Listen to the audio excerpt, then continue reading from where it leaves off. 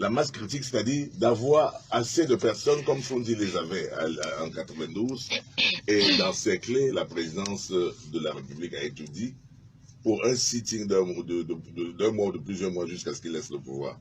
Maintenant, cette idée a été transformée en organiser, quand vous entendrez masse critique, vous verrez cette idée-là. On a transformé cette idée en disant que, bon, comme Paul Biya ne veut pas partir, il y a eu deux scénarios. Le premier scénario, c'était que on le tue, on l'assassine comme avec Kabila. On doit monter quelqu'un dans son dos, dans sa garde, pour le tuer. Il y a à peu près un mois, quand j'ai été au courant de cela, moi je suis opposé. Bon, je ne suis pas avec eux, mais ma conviction c'est que je ne veux pas cela parce que, en tant qu'avocat au tribunal pénal international, j'ai su comment le génocide du Rwanda avait commencé. Moi, ma position c'est que s'ils font ce scénario-là, ça va s'enflammer au Cameroun. J'ai donc introduit une demande d'audience auprès du président Paul Biya, par le canal du directeur de cabinet adjoint. Je lui ai fait acheminer une demande urgente pour être reçu par le président Paul Biya et lui dit fais attention et modifie ta garde de telle manière. Parce que moi je suis un républicain, si on déstabilise notre pays en ce moment, puisque vous savez que toutes les successions sont les moments propices pour casser un régime.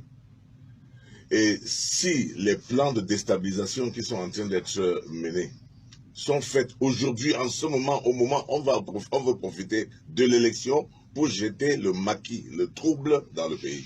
Et moi, je ne suis pas d'accord pour ça. Je leur ai dit, j'ai écrit même, vous pouvez lire dans un article que j'ai publié il y a à peu près 3 semaines, un article que j'avais donné aux messagers et ils n'ont même pas publié. S'ils avaient publié, ils auraient su ils auraient lu en filigrane ce que j'étais en train de dire et ce que je suis en train de vous révéler aujourd'hui. L'article, c'est les leçons de mon père sur l'alternance politique. C'est en ligne, puisque Kamia Pwembe l'a publié. Donc j'ai dit, Paul Biya a 86 ans. Les gens trouvent que c'est un handicap, qu'il est trop vieux, etc. Chacun de nous vieillira.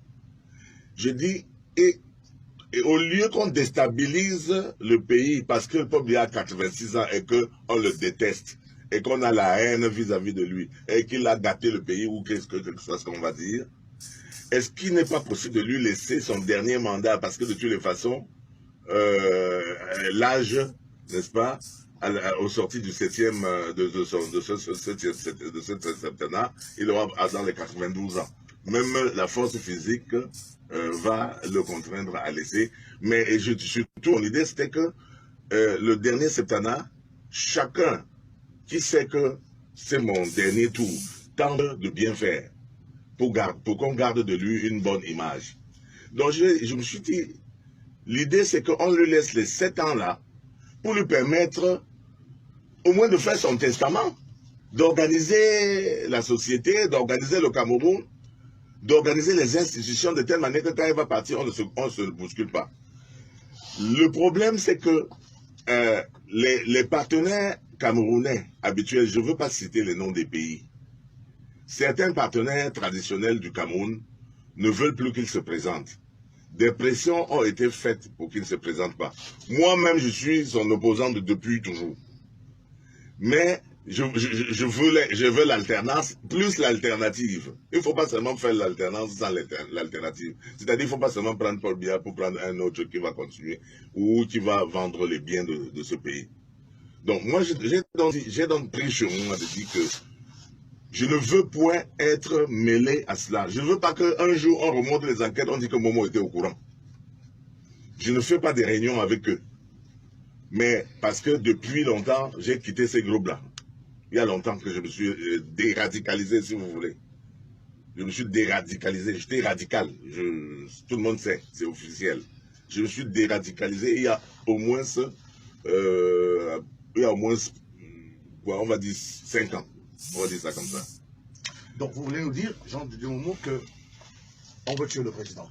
Oui, le projet c'est de le tuer. Moi j'ai donc demandé une audience pour l'avertir.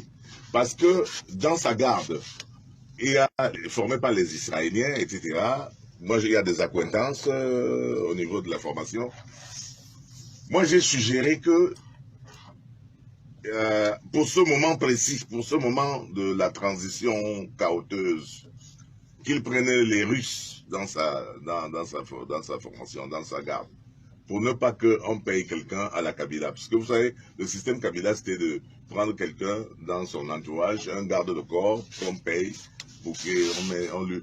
Aujourd'hui, ils payent comment? C'est-à-dire, ils vous mettent les enfants en Europe, à l'abri, etc. Ils vous donnent un certain nombre d'argent. Ça vous permet de partir. Et puis, il reste déstabiliser le pays. Donc, un garde qui touche ses 700 000, il trouvera toujours que c'est peu. Parce que lorsque l'on a mis ses enfants à l'abri dans les universités en Europe, on l'a suffisamment payé. Donc, il faut que les gens arrêtent de croire que moi j'ai trahi et que j'ai vendu. Je n'ai pas pris un sou. Je n'ai même pas été convoqué. C'est moi qui suis allé vers eux au constat de ce que Paul Biya il tardait à me recevoir. Et je vois que la coalition, qui a initié l'union des 20 pour Paul Biya? Je ne savais pas qu'il y avait une union. Comment vous vous retrouvez là-bas? Je venais séparément. Je venais pour annoncer, pour dire au ministre de l'administration territoriale, qui est la tutelle des partis, que j'entends soutenir la candidature de Paul Biya. Et il m'a dit, ça tombe bien parce que lui-même, il y a d'autres partis qui l'ont vu et qui viennent souhaiter. C'est comme ça que je retrouve cette coalition. Je ne la connaissais pas. Le ministre Atangadji vous met dans le lot. Oui, c'est comme ça. Et moi, je lui dis que moi, il ne faut pas me mélanger, il ne faut pas me mélanger. Moi, je ne suis pas avec eux. J'ai dit, si je viens, je porte je suis le leader. Parce que moi, personne ne les connaissait. En réalité, la coalition, c'est moi. Le G20 se réduit à moi. Parce que je désorganise le projet d'assassinat du président et le projet de la masse critique. La masse critique, c'est que on voulait qu'il aille uniquement avec le RDPC et ses affidés traditionnels pour que à l'Occident, on dise que c'est une élection mascarade. Bon, moi, maintenant, de l'opposition radicale, je viens gâter le projet. Je viens me mêler maintenant pour montrer que non, ce ne sera pas une élection mascarade. Il y a une partie du peuple qui ne pense pas qu'il faut que Paul Biya parte à tous les prix, y compris au prix de son assassinat. Moi, je veux bien. Moi, je ne veux pas tirer sur un vieillard. J'ai dit, mais qu'est-ce que vous... On a attendu 36 ans. Pourquoi vous ne pouvez pas attendre 7 ans? Il ne faut pas quand même rigoler. Il s'agit d'une nation.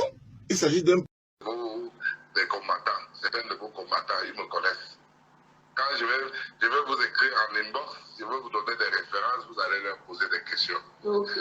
Donc, de deux côtés, il faudrait que surtout quand les détails que je vais vous donner, ne publiez pas ma photo. Hein. Vous pouvez vérifier, mais vous allez me voir et je vous parle, mais ne mettez pas ma photo. Okay? Si, clair. Non, moi, je suis quelqu'un de principe et de parole. Si quelqu'un me dit de ne pas faire quelque chose, je ne vois en quoi je dois l'offusquer et faire ma tête. Ok, et même dans ton inbox, tu remarqueras que je t'avais déjà écrit, tu m'as répondu. C'était important, oui.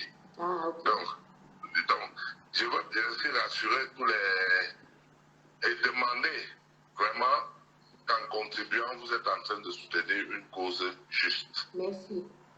Donc, n'oubliez pas de contribuer. C'est bien beau de poser des questions, c'est bien beau de titiller, c'est bien beau. Mais cliquez sur le lien est plus important. Voilà. Qu'on fasse croire aux gens que le président Maurice Kamto va détourner cet argent. Je ne crois pas qu'il soit à 1 million d'euros près. Ah, c'est clair. Je ne crois pas que Maurice Kamto soit à 1 million d'euros près.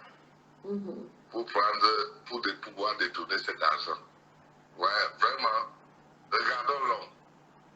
Regardons son parcours, pas seulement politique.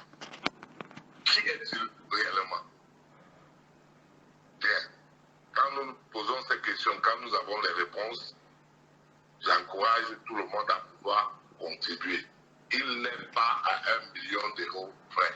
Si Maurice Kamto avait besoin de 5 millions, 10 millions d'euros, 20 millions d'euros pour ne pas aller plus loin, rien que lors de ses sorties récemment là, avec des milliers de personnes qu'il a eu à Paris, au Canada, aux États-Unis, s'il demandait à chacun de venir mettre 100 euros, chacun devait le mettre dans la cagnotte sans réfléchir 2 fois. Il ne l'a pas fait. C'est une parenthèse.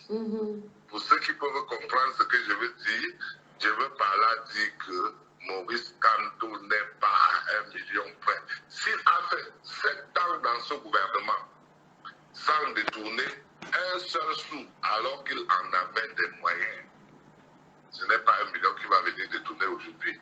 Et vous conviendrez avec moi, avec le système, le gouvernement que nous avons, que si Maurice Kamto avait détourné seulement 1000 francs CFA, il ne sortait même jamais de Konengi. Il ne sortirait jamais. Je dis jamais. Voilà, Mamadou Mota même déjà à son petit niveau qui ne sort pas. C'est Kamto qui serait sorti s'il avait volé même 1 cent. Je dis 1000 francs CFA. On devrait coller ça sur lui.